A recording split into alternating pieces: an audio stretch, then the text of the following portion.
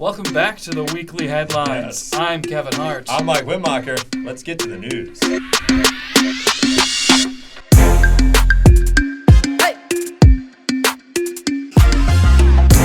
Much has been made of many social media companies banning President Trump as of late.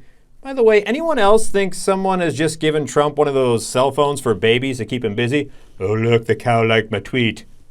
Besides the bans on social media, one platform in particular, Parler, was taken off Amazon servers as well as Apple and Google Play stores altogether.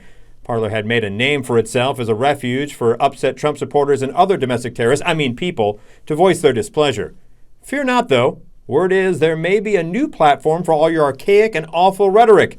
Funeral Parlor.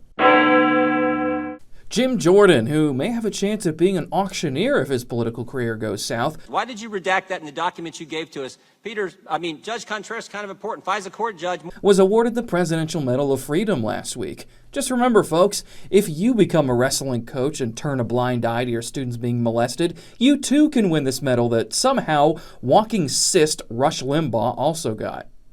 Everyone's favorite bus enthusiast, State Representative Darren Bailey, passed out on the Illinois House floor this past Sunday. Bailey hit his head when he passed out. However, he was up and talking. He received medical attention and was taken to a local hospital for further treatment and ended up being okay.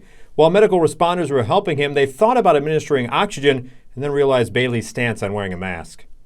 A lot of people suspected it would eventually happen, but the era of Mike Madigan is over after almost 4 decades. The new Speaker of the House will be Emanuel Chris Welch. There were several candidates who floated their names around, such as Ann Williams and even Jim Durkin. Oh, bless his heart.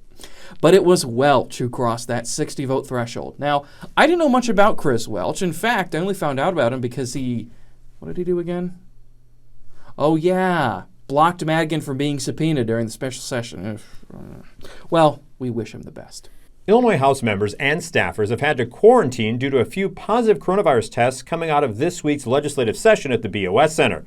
Outside of Mike Madigan's losing of the speakership, some are saying those test results are the most positive thing to come out of the legislature in quite a while. Congressman Rodney Davis says both sides are to blame for what happened last week at the U.S. Capitol, somehow. Sure, tensions have been high, but there's only one side rioting and yelling things like hang Mike Pence or breaking down doors or beating a cop to death with a fire extinguisher. And only one side's politicians and president's kids and the president's lawyer were telling the crowd the election was stolen and suggesting trial by combat. Yeah, okay, Rudy. But sure, it's the same as Pelosi ripping up a piece of paper. Remember this guy?